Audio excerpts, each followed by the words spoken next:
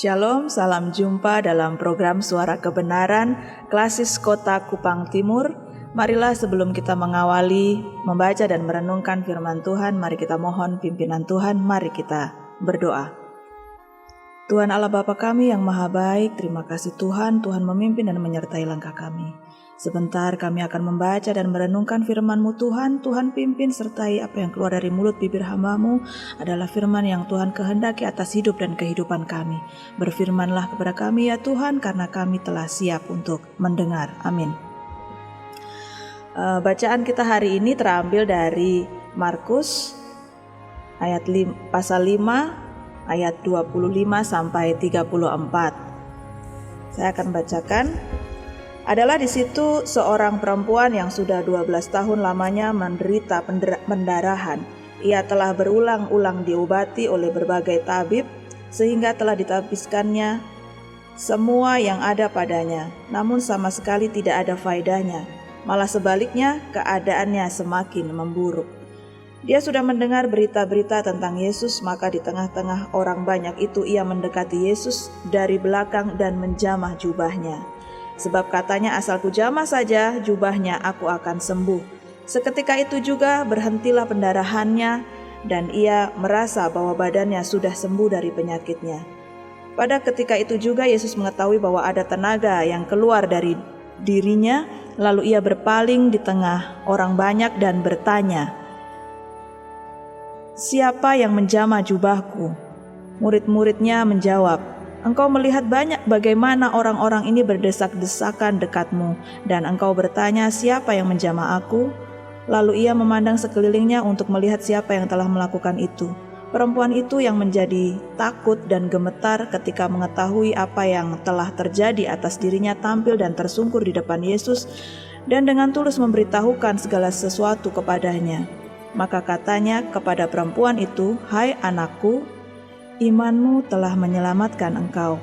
Pergilah dengan selamat dan sembuhlah dari penyakitmu." Shalom, saudara-saudara, kekasih-kekasih Tuhan. Renungan kita hari ini saya beri tema bersama Yesus menghadapi masa sulit. Dari bacaan yang kita baca tadi, kita melihat bahwa perempuan ini mengalami pendarahan selama 12 tahun.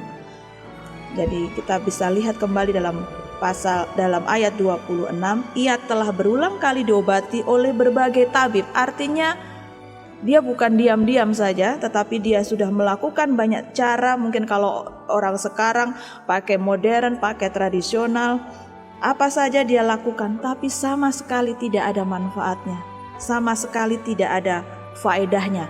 Bahkan keadaannya semakin memburuk. Mungkin ekonominya juga habis-habisan karena dia sudah berulang kali untuk mengobati penyakitnya, tetapi itu sia-sia. Segala upaya sudah dilakukan, bahkan dia semakin menderita dan uangnya habis. Ada banyak hal yang kita lakukan, yang kita alami, yang kemudian membawa kita kepada posisi yang kita rasa kita menjadi sengsara hari ini. Kita merasa sulit, kita merasa menderita. Hari-hari ini kita hidup semakin susah. Beras naik harga, ibu-ibu pasti akan bingung juga untuk bagaimana mengatasi, mengatur keuangan gitu dalam rumah tangga. Beras naik, gula naik, minyak goreng naik, sembako naik, sayur mayur tidak ada yang murah. Bahkan biaya sekolah dan kuliah juga sudah mulai merangkak naik. Jadi hari-hari ini kita mengalami masa-masa yang tidak mudah. Belum lagi kalau kita mungkin sedang mengalami sakit penyakit. Saya mau bersaksi sedikit atas kehidupan saya sendiri. Saya bukan juga tidak pernah mengalami masa-masa yang sulit, tetapi kurang lebih selama hampir 7 tahun saya terpisah antara suami dengan istri. Kita beda rumah, beda atap karena tugas masing-masing yang berbeda. Dan ketika saya harus mengurus mutasi, urus pindah, saya tidak punya teman, saya tidak punya koneksi, bahkan tidak punya uang untuk pelicin. Tetapi di situ ketika saya awal memulai untuk mengurus pindah itu, dalam hati saya, tenang saja, pasti akan pindah, semua akan beres. Tetapi ternyata keyakinan dalam hati itu ketika dilaksanakan susah, sulit. Sampai hari ini, puji Tuhan, saya sudah berkumpul dengan keluarga saya, dengan suami dan anak-anak saya. tanpa uang sepeser pun, 1 rupiah pun, tanpa nepotisme. Artinya Tuhan mengirim malaikat-malaikatnya, Tuhan mengirim menuntun untuk menunjukkan dan untuk memimpin menyertai kehidupan keluarga kami. Itu yang mungkin saya bisa sampaikan kesaksian sedikit. Nah, perempuan yang mengalami pendarahan selama 12 tahun ini, kita bisa belajar dari perempuan ini. Sikap-sikap apa yang harus kita miliki menghadapi masa sulit, bahkan masa-masa saat sekarang kita menghadapi kehidupan. Ada 3 hal. Yang pertama kita bisa lihat, tekankan di ayat 28, asal ku jamah saja jubahnya, aku akan sembuh.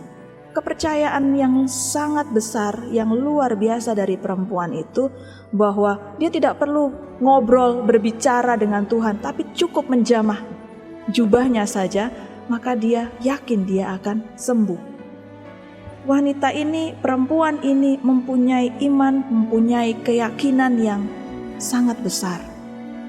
Dia tidak perlu meminta orang atau berteriak dari jauh, minggir-minggir, saya mau ketemu Yesus, saya sakit.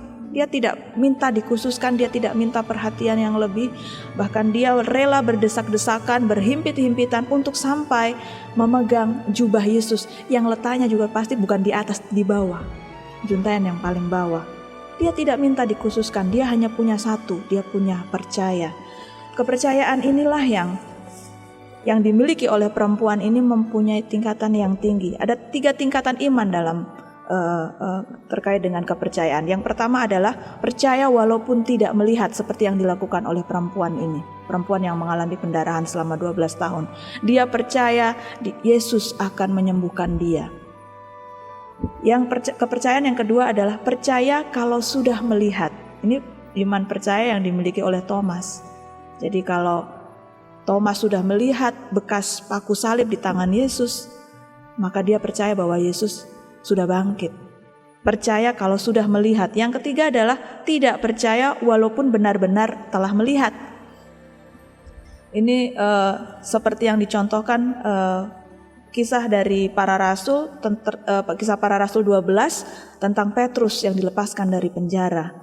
Ayat 5 saya bacakan, demikianlah Petrus ditahan di dalam penjara, tetapi jemaat dengan tekun mendoakannya kepada Allah. Jemaat dengan tekun mendoakan kepada Allah.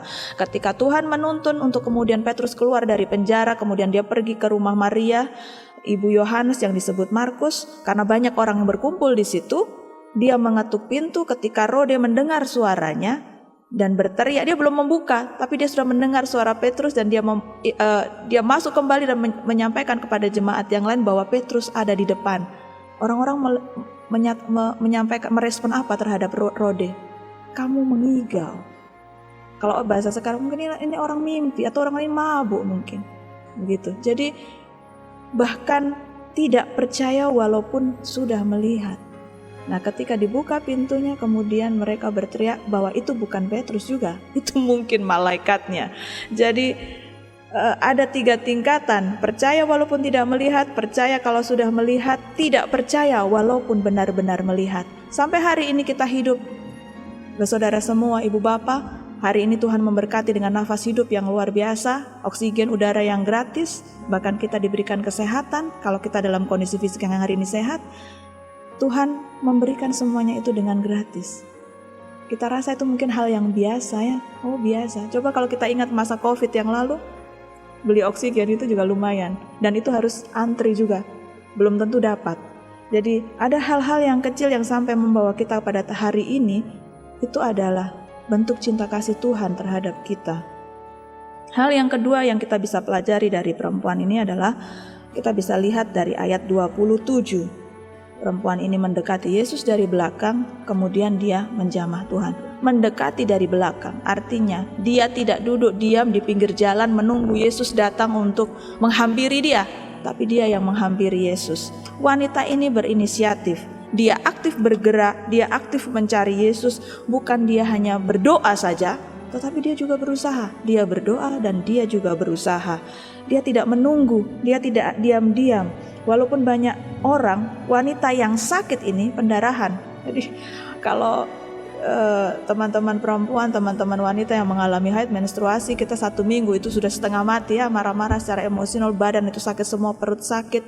Jadi bapak-bapak juga atau kaum laki-laki juga mengalami imbasnya karena mungkin kena marah dari istri atau pasangan. Itu seperti itu. Nah, ini wanita dalam kondisi fisik yang lemah, dia tidak diam. Dia tidak menunggu Yesus datang menghampiri, tetapi dia aktif bergerak mencari Yesus. Contoh yang lain yang bisa kita lihat, kita baca nanti di Alkitab seperti Sakeus pemungut cukai. Untuk melihat Yesus, dia naik ke atas pohon ara. Dia tidak diam-diam. Dia berusaha. Seberapa kita gigih mencari Yesus, maka kita juga akan mengalami Yesus. Saya berpisah dari suami 6 tahun lebih, itu saya juga tidak diam-diam. Walaupun banyak orang pasti tidak bisa, susah, harus cari koneksi segala macam, tetapi saya bawa dalam doa dan kemudian juga tetap berusaha. Tuhan mengirimkan banyak orang untuk menjadi alatnya.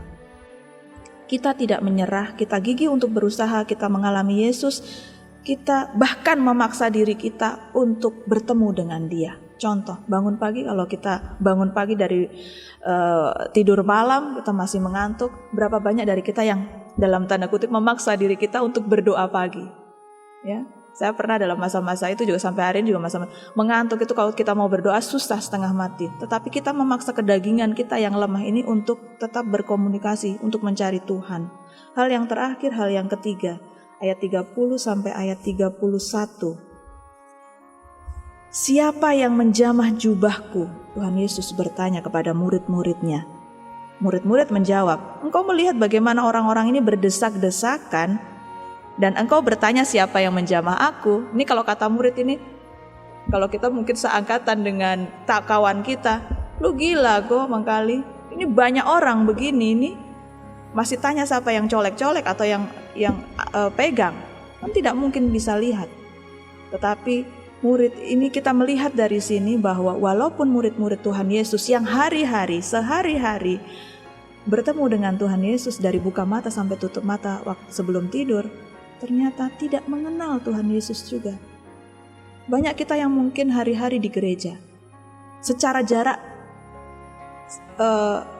raga itu dekat dengan bangunan gereja, tapi apakah jiwa kita, roh kita dekat dengan Tuhan? Jangan mengeraskan hati kita untuk merasa bahwa kita paling tahu, kita paling mengerti, kita paling bisa. Tetapi kita ternyata tidak cukup mengenal Tuhan. Tidak cukup mempunyai hubungan yang pribadi yang dekat dengan Tuhan. Banyak yang dekat secara jarak, tetapi ternyata itu jauh dari Tuhan.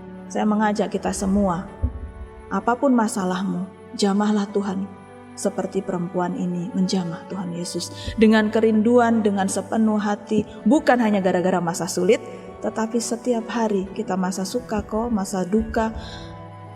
Dalam setiap waktu, mari kita menjaga hubungan kita dengan Tuhan Yesus, kita menjamah dengan dekat, sehingga kita mengalami penyertaan kasih setia Tuhan. Intinya ada 3 hal tadi yang kita sudah sama-sama renungkan, bahwa kita percaya, kita aktif mencari Yesus, dan memilikilah kerinduan yang besar untuk senantiasa berkomunikasi dengan Yesus. Amin. Mari kita mengaminkan firman Tuhan, mari kita berdoa. Tuhan Allah Bapa kami yang maha baik, segala puji syukur Tuhan, kami sudah membaca dan sudah merenungkan firman-Mu. Tuhan pimpin, Tuhan sertai apa yang Tuhan kehendaki atas hidup dan kehidupan kami. Ajarlah kami untuk senantiasa bisa berdekat dengan Tuhan. Kami boleh mempunyai keyakinan dan kepercayaan bahwa walaupun kami tidak melihat, kami percaya Tuhan menuntun kami. Apapun yang Tuhan tuntun, kami percaya untuk kami boleh ikut, kami boleh taat, kami boleh patuh. Bentuklah kami seturut dengan kehendak-Mu ya Tuhan. Pimpin dan sertailah kami. Saudara-saudara yang sekarang dalam masa yang susah Tuhan, Tuhan kuatkan kami. Tuhan jamah hati kami masing-masing satu persatu. Apapun kesulitan kami, masalah ekonomi, sakit penyakit, pasangan hidup, masalah di pekerjaan, apapun hal yang Tuhan tahu apa yang kami butuhkan, Tuhan pimpin dan sertai kami. Tuhan ajarkan kami untuk senantiasa percaya kepada kuasa dan hanya bergantung kepada kuasa kasih setia Tuhan. Terima kasih Tuhan Yesus, kami sudah mengucap syukur. Haleluya. Amin. Terima kasih. Selamat beraktivitas. Shalom.